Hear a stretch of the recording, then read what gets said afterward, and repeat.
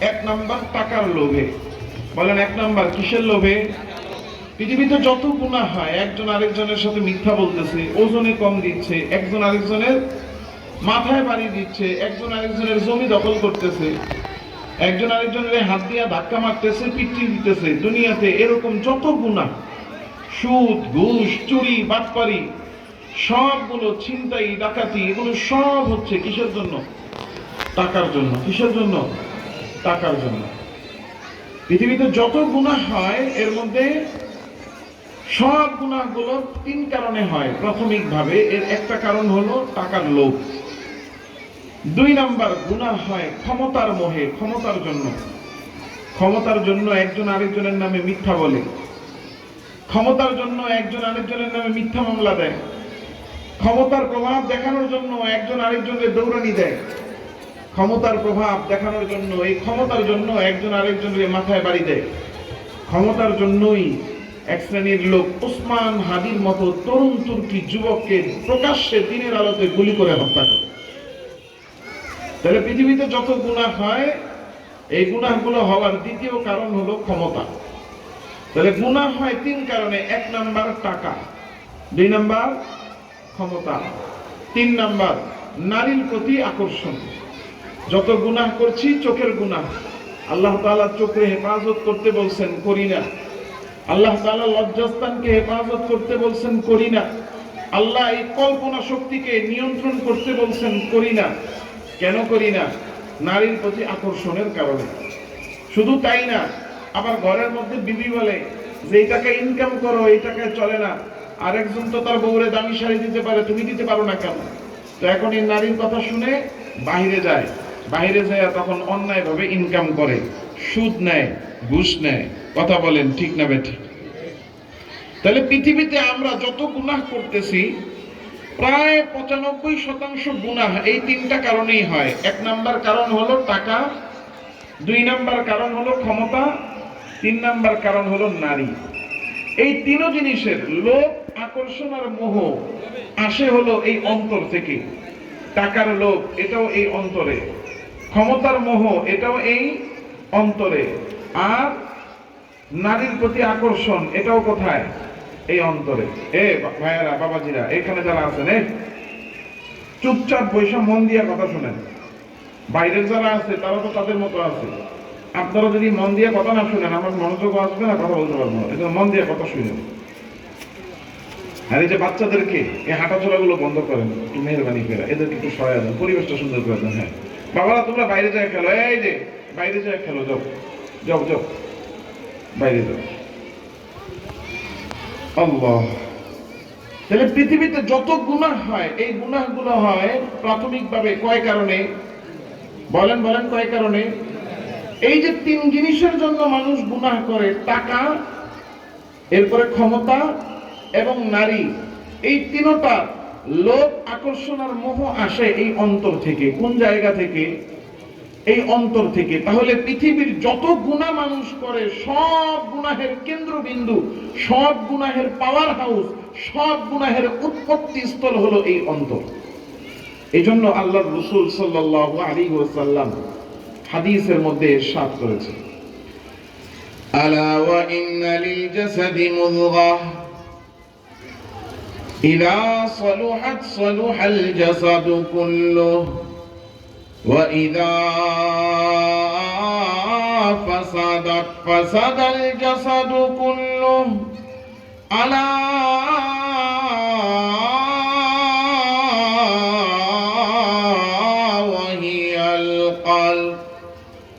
নবীজি সাল্লাল্লাহু আলাইহি ওয়াসাল্লাম ইরশাদ করে বলেন, উম্মতেরা, প্রত্যেকটা মানুষের দেহের মধ্যে এক টুকরা গোশত আছে।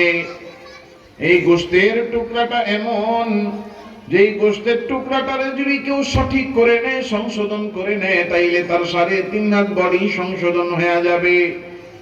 এই গোশতের টুকরাটা যদি কেউ সংশোধন করে, তার 3.5 হাত বডি সংশোধন হয়ে যাবে, তার আমল সংশোধন হয়ে যাবে। যখন বান্দার আমল সংশোধন হয়ে যায়, তার দুনিয়া, তার জীবন, সব কিছু সংশোধন হয়ে যায়।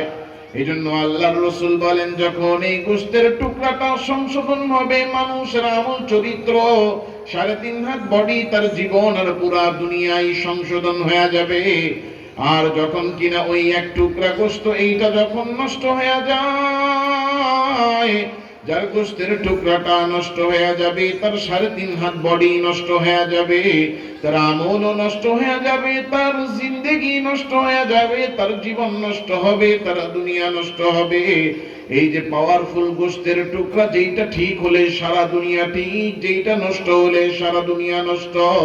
আল্লাহর রাসূল বলেন, আলা ওয়াহিয়াল কলব, ও আমার উম্মতেরা জেনে নাও, এই পাওয়ারফুল গোশতের টুকরাটার নাম হলো অন্তর।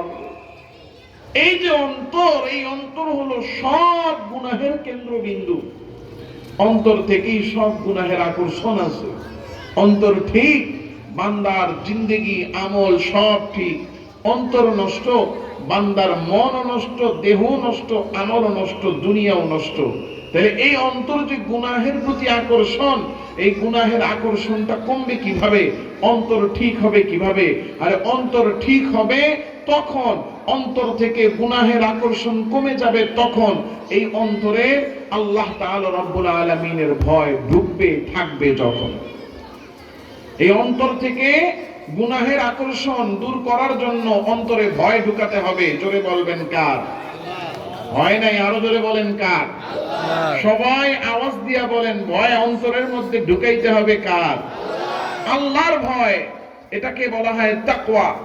আল্লাহর ভয়, এটা এত দামি এক আমল, এটা এত দামি এক গুণ, এত গুরুত্বপূর্ণ এক জিনিস যে আল্লাহর ভয় ছাড়া মানুষ দুনিয়ার অন্য কোনো আইন, অন্য কোনো কিছুর ভয় দিয়ে মানুষকে গুনাহ থেকে আটকানো যায় না।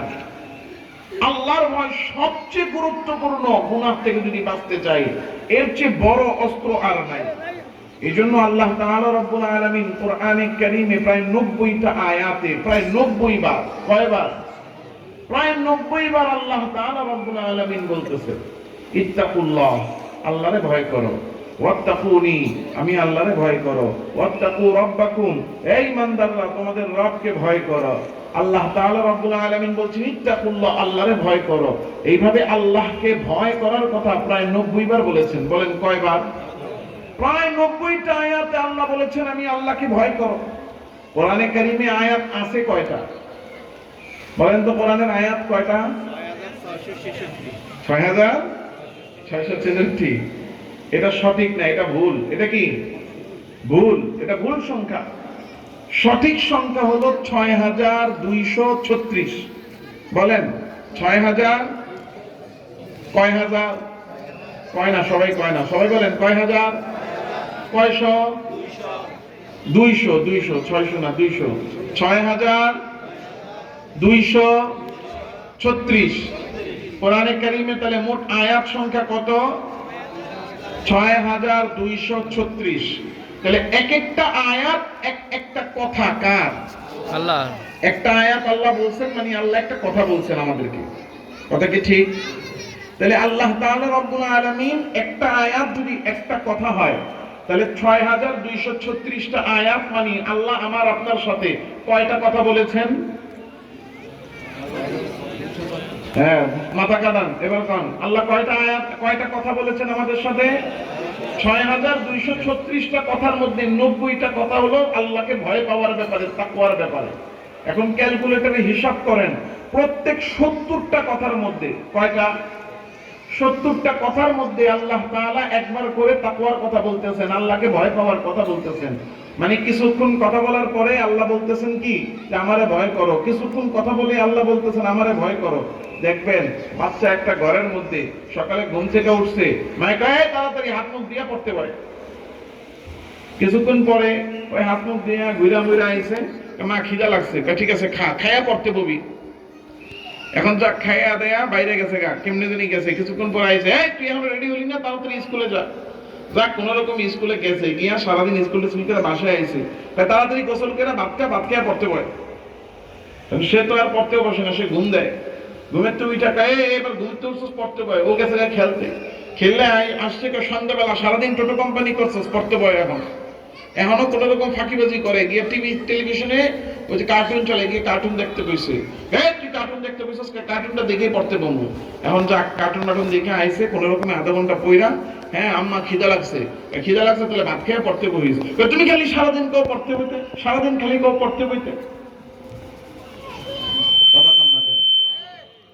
সারাদিন খালি পড়তে কও। একটা মানুষ সারাদিন পড়েনি, তুই পড়স নি, এটা তুই কাউকে পড়স না দেখি তো কই, কারণ পড়ার গুরুত্ব কম না বেশি?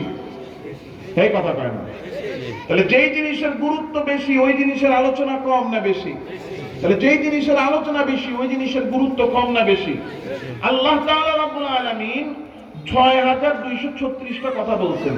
ক্যালকুলেটরে হিসাব করলে প্রায় ৭০ কথার মধ্যে একবার আল্লাহ বলছেন আমারে ভয় করো। ৭০টা কথা। এই যে মুসা আলাইহিস সালামের ঘটনা বলে বইলে আল্লাহকে আমারে ভয় করো, ইব্রাহিম আলাইহিস সালামের ঘটনা বলে বইলেই আল্লাহ বলে আমারে ভয় করো, কতক্ষণ জাহান্নামের কথা বলে বইলেই আল্লাহ বলেন যে আমারে ভয় করো, আল্লাহ কতক্ষণ জান্নাতের কথা বলেন বইলেই বলেন আমারে ভয় করো। তাহলে আল্লাহ তাআলা রব্বুল আলামিন বারবার আল্লাহকে ভয় করার কথা বলতেছেন। আল্লাহকে ভয় করার গুরুত্ব, প্রয়োজনীয়তা কম না বেশি? কত বেশি? আল্লাহ তাআলা বিভিন্ন আয়াতে বিভিন্ন ভাবে তো বলেছেন। কোরআনে কারীমের মধ্যে 7টা আয়াত এমন আছে যে আয়াতে আল্লাহ একেবারে ডাক দিয়া মহব্বত করে। দেখেন ওই যে বলতেছিলাম না, মা আর বাবা সারাদিন পড়তে ভয়, সারাদিন পর পরে আবার রাতের বেলা গিয়া পিঠে হাত বুলায়, বাবা এই যে তোরা পড়তে কই, তোরা তো এমনি কই না, তোরা ভালো লেগে কই। সারাদিন তো বলতেছে, এরপর আবার রাতের বেলা একটু বিশেষ করে স্পেশাল করে পিঠে হাত বুলায়, মাথায় হাত বুলায়, গুরুত্ব দিয়ে এরপরে আল্লাহ বলে, মা বাবা বলে বুঝায়, তুই পড়, তুই যে পড়স না তোর ক্ষতি হইব, তোরা যে পড়তে কই, তোর লোক তো শত্রুতা নাই, তোর ভালো লেগে কই। আল্লাহ তাআলা রব্বুল আলামিন নানা ভাবে বলেছেন। আবার এর মধ্যে 7টা আয়াতে ডাক দিয়া বলতেছেন, ইয়া আইয়ুহাল্লাযীনা আমানুত্তাকুল্লাহ।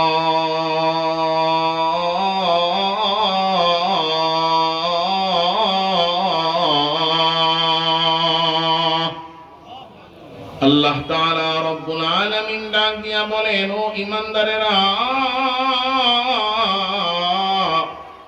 তোমরা সবাই আল্লাহ তাআলা রব্বুল আলামিনকে ভয় করো। আল্লাহ তাআলা রব্বুল আলামিনকে ভয় করার জন্য এত মায়া করে আল্লাহ বারবার আদেশ করে আমারে আপনারে বলেন। কেন বলেন? কারণ আল্লাহর ভয় এটা হলো এক অতন্দ্র প্রহরী। সহজ ভাষায় বললে জেগে থাকা এক দারোয়ান। একজনের বাড়ির মধ্যে দামি দামি সম্পদ আছে, 24 ঘন্টা তার মনের মধ্যে ভয় যে কোনো সময় চুরি হয়ে যাইতে পারে, কিন্তু বাড়ির গেটের মধ্যে সে একজন দারোয়ান বসাইয়া দিছে, যেই দারোয়ানের একেবারে গলার মধ্যে একটা বাঁশি ঝুলানো, এক হাতে তার একটা লাঠি আর এক হাতে তার এক টর্চ লাইট। রাতের বেলা যখন সবাই ঘুমাইয়া যায় তখন এই দারোয়ান বাড়ির দরজায় দাঁড়াইয়া ঘুমায় না, বরং বৈশা জেগে পাহারা দেয়। কিছুক্ষণ পরে ডাইনে একটা টর্চ লাইট মারে, আবার বাম দিকে কিছুক্ষণ লাইটের আলো মারে, চতুর্দিকে রাস্তা দিয়া কেউ হাইটা যায় কিনা খেয়াল করে, আবার কাউরে দূর থেকে দেখলেই বাঁশিটা মুখের মধ্যে নিয়ে একটা ফু দিয়া সবাইরে সতর্ক করে। এই যে বাড়ির গেটের মধ্যে একটা দারোয়ান যতক্ষণ পর্যন্ত জেগে বসে সচেতন অবস্থায় আছে, ততক্ষণ পর্যন্ত ওই বাড়ির মধ্যে কোনো চোর আসবে তো দূরের কথা, ওই এলাকায় যদি কোনো চোর ঢুকেও চোর চিন্তা করবে আরে ওই বাড়ির আশেপাশেও যাওয়া যাবে না, কারণ ওই বাড়ির দারোয়ান যদি রাস্তা দিয়া হাইটা যাইতেও দেখে তাইলেই তো বাঁশির মধ্যে ফু দিয়া আমার ব্যাপারে সবাইরে সতর্ক করে দিবে। সুতরাং চোর ওই বাড়ির আশেপাশেও যায় না। ঠিক তেমন ভাবে যখন কারো অন্তরের মধ্যে আল্লাহর ভয় তৈরি হয়ে যায়, আল্লাহর ভয় যার অন্তরে আছে সে কোনো গুনাহ করতে পারে না। আর সহজে যদি আমি আপনারে বুঝাইতে চাই তাইলে বুঝাইতে হবে সিসি ক্যামেরার উদাহরণ দিয়া। আল্লাহর ভয় এটা হলো সিসি ক্যামেরার মতো। একজন দোকানদার দোকানদারি করে, বড় ব্যবসা, তার দোকানের মধ্যে 2টা কর্মচারী আছে। ওই কর্মচারীদেরকে দোকানে রেখে মাঝে মাঝে সে বের হয়ে যায়, মাঝে মাঝে গঞ্জে যায় অর্থাৎ পাইকারি আড়তে যায়, মাঝে মাঝে বাসায় ঘুমাইতে আর বিশ্রাম করতে করতে যায়, কিন্তু রাতের বেলা যখনই দোকানে যাইয়া দোকান বন্ধ করার আগে ক্যাশটারে মিলায় দেখে ক্যাশটা কেমন যেন বেমিল। মাস শেষে যখন কিনা হিসাব করতে যায় দেখে লাভের হিসাব মিলে না। 100 ড্রাম তেল বিক্রি করলাম, 1000 বস্তা চাল বিক্রি করলাম, এত বেচা কেনা করলাম, লাভ হওয়ার কথা 6 লক্ষ টাকা, হিসাব মিলে দেখি লাভ হয়েছে মাত্র 3 লক্ষ টাকা। বাকি টাকাগুলা কোথায় গেল কোনো হদিশ পায় না। এইভাবে প্রতি মাসেই দেখতেছেন কেমন যেন মনে হয় দোকানের লাভের পরিমাণ কমে যাচ্ছে। আয় রে হায়, কে চুরি করে, কোথায় চুরি করে? দোকানে যখন না থাকি তখন কি হয় দেখার তো জানার তো কোনো উপায় নাই। কারে সন্দেহ করব, কারে ধরবো কোনো উপায় না দেখা দোকানদার এবার দোকানের 2 কোণার মধ্যে 4 সাইডে 4টা সিসি ক্যামেরা লাগাইয়া দিছে। যেই দিন থেকে সিসি ক্যামেরা লাগানো হয়ে গেল ওই দিন থেকে রাতের বেলা ক্যাশ মিলাইতেও কোনো সমস্যা হয় না। মাস শেষে লাভের হিসাব মিলাইতে গিয়েও বিপদে পড়তে হয় না। কারণ কি? কারণ হলো আগে যখন দোকানের মালিক দোকানে থাকতো না, দোকানের কর্মচারীরা গাফলতি করত, সুযোগ পাইলে ক্যাশের টাকায় হেরফের করত আর চুরি করত। কারণ তারা জানতো আরে কে চুরি করলো মালিক তো ধরতে পারবে না। কর্মচারী আমরা হলাম 2 জন, কারে সন্দেহ করবে? একজন রে সন্দেহ করলে আরেকজন বিপদে পড়বে, একজন রে তুই আরেকজন রে সন্দেহ করা যায় না। আয় রে হায়, এই জন্য চুরি করত। কিন্তু যেই দিন থেকে সিসি ক্যামেরা লাগাইয়া দেওয়া হলো ওই দিন থেকে আর চুরি করে না। যদিও দোকানের মালিক দোকানে নাই, তাও 2 নাম্বারি ফাঁকিবাজি আর চুরি করে না। কেন করে না? করে না কারণ তারা এই জন্য করে না, আরে দোকানের মালিক যদিও দোকানে নাই, কিন্তু দোকানে বৈশা আমরা কি করতেছি? ক্যাশের টাকা কোথায় গরমিল করি, মাল কোথায় পাঠাই। এইটা যদিও দোকানের মালিক দোকানে নাই, কিন্তু সিসি ক্যামেরায় যেটা রেকর্ড হচ্ছে ওই ফুটেজ দেখা যদি মাইলকে মাইল দূরে থাকে তবুও সে এক দেশ থেকে অন্য দেশে কি হয় তা দেখে ফেলতে পারবে। ঠিক না বেঠিক? এই যে সিসি ক্যামেরায় ধরা খাওয়ার ভয়ে এখন দোকানের মালিক দোকানে নাই, তাও কর্মচারী চুরি করে না। কেন করে না? তার মনের মধ্যে ভয়, মালিক যদিও দেশের বাইরে কিন্তু সিসি ক্যামেরা দিয়া দেখা ফেলবে। এই যে ভয়ের কারণে, সিসি ক্যামেরার ভয়ের কারণে দোকানে বৈশা আর ফাঁকিবাজি চুরি করে না। আল্লাহর ভয় এমন এক জিনিস যে আমি যেখানেই থাকি না কেন, যখনই থাকি না কেন, যেভাবেই থাকি না কেন, আল্লাহর ভয় যদি অন্তরে থাকে বান্দা ওই সময় কোনো গুনাহ করতে পারে না। কারণ যখনই গুনাহ করতে যাবে তার স্মরণ হয়ে যাবে কেউ দেখুক আর না দেখুক আমারে গুনাহ করতে দেখেন কে। যেখানেই থাকুক দুনিয়ার অন্য কোনো কিছুর ভয়, শাস্তির ভয়, মায়ের ভয়। এই ইয়াটা কার কাছে, বাঁশিটা কার কাছে? বাঁশি বাহিরে বাঁশিটা কে বাজায়? এত বাঁশি বাজানোর তো দরকার নেই। আছে দেখিস বাজাইতে আছে, লাগাতার বাজাইতে আছে। এই বাঁশি, এই বাঁশি বাজায় কে রে?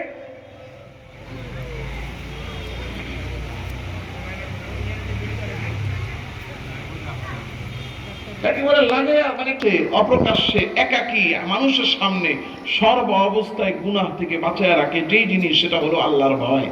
দুনিয়ার আইন আদালত, দুনিয়ার কোনো কিছু দিয়ে মানুষকে গুনাহ থেকে ফেরানো যায় না। টেবিলের উপর দিয়ে লেনদেন করে, সিসি ক্যামেরায় ধরা খাবে, এই জন্য লেনদেন করে নিচ দিয়া। তখন কিনা কথা উঠছে যে দোকান অফিসের মধ্যে প্রকাশ্যে লেনদেন করে। কেডা লেনদেন করে দেখার লেগে কি করছে? সিসি ক্যামেরা লাগাই দিছে। কি লাগাই দিছে? সিসি ক্যামেরা লাগাই দিছে। এখন যখন সিসি ক্যামেরা লাগাই দিছে তখন টেবিলের নিচ দিয়ে লেনদেন করে। এখন সাংবাদিকরা তো বড় সাংঘাতিক। সাংবাদিকরা কি সাংঘাতিক, ওই যে টাকা নিচ দিয়ে নিয়ে কি করে ডয়ারের মধ্যে রাখে। এখন আইসা ডয়ারের ভিতরে ক্যামেরাটা মারছে।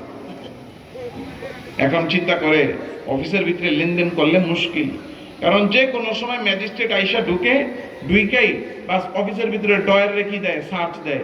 আর যদি ধরা খায় তাহলে তো কোনো উপায়। এখন সিস্টেমই চেঞ্জ করে দিয়েছে, এখন আর কি করে না, অফিসের ভিতরে কোনো লেনদেনই করে না। মানে একজনে গেছে, স্যার আমার একটা ফাইল আছিল। তাই নি জি ফাইল তো আসলে এগুলো 500 ঝামেলা। স্যার একটু করেন, যা লাগে খরচা পানি দিমনে। আচ্ছা তাইলে দেখা যেতে পারে। স্যার একটু করেন। ঠিক আছে স্যার, কত লাগবে? বেশি না, এই ফাইল এই ধরনের ফাইল পাস করতে 1 লাখ নেই। কত নেই? কথা কয় না, কত নেয়? স্যার আর বাড়ি তো লক্ষ্মীপুর, আন্নের বাড়িও তো লক্ষ্মীপুর, আন্নের বাড়ি কোনাই লক্ষ্মীপুর, কার বাড়িও তো লক্ষ্মীপুর। স্যার ওই যে কথার টোনে টোনে ধরে রয়েছে, কথার একটা টোন আছে না সুরে। আচ্ছা আপনি দেশি মানুষ, ঠিক আছে কি করেন, 50,000 দিয়েন, 50% ডিসকাউন্ট। স্যার আর একটু কমে হয় না, কেন আর কমে হবে না, আর কমে, ঠিক আছে স্যার কালকে নিয়ে আসবো। ঠিক আছে আইসা, পরের দিন আসছে, স্যার ফাইল রেডি আছে, আনছেন নি? জি স্যার এই যে নেন। এখানে বের করেন না, এখানে কি করেন না, এখানে বের করেন না। স্যার তাহলে দিব না, কারে না এখানে না, এখানে না, তাহলে কি করবো? আপনি অফিসের বাইরে যান, গিয়া দেখবেন আমাকে অফিসের অপোজিটে দুইটা চায়ের দোকান আছে। কি আছে? দুইটা চায়ের দোকান আছে, দেখবেন একটার উপরে বাংলাদেশের পতাকা লাগানো। দেশপ্রেমিক, কি প্রেমিক? এরকম দেশপ্রেমিক আছে না নাই? দেশপ্রেমের বুলি আওড়ায়, বুলি আওড়াইতে আওড়াইতে আওড়াইতে আওড়াইতে মুখের ফেনা উড়ে আলায়, কিন্তু সবচেয়ে বড় চোর কি আছে না নাই? আমি বুঝছি আপনারা জবাব দিবেন না তো, কথা কয় না, আমি বুঝলাম না। কথা কন একটু কষ্ট হয়, আমি তো আপনাকে দাঁড় করাবো এখন, তাইলে আপনার কষ্ট হইলে, কথা কইতে কষ্ট হইলে দাঁড় করাবো। এরকম আছে না নাই? এই আওয়াজটা কইছিল এতক্ষণ, এই আওয়াজ দিতে, এই বলেন কেন রাখছে রে? আমি কি কথা বন্ধ করে রাখছি? কথা কি বন্ধ? আমার নাম বলতেছি, তাহলে আবার বলেন কইলেন কি লিগা? আবার নতুন করে কি ডবল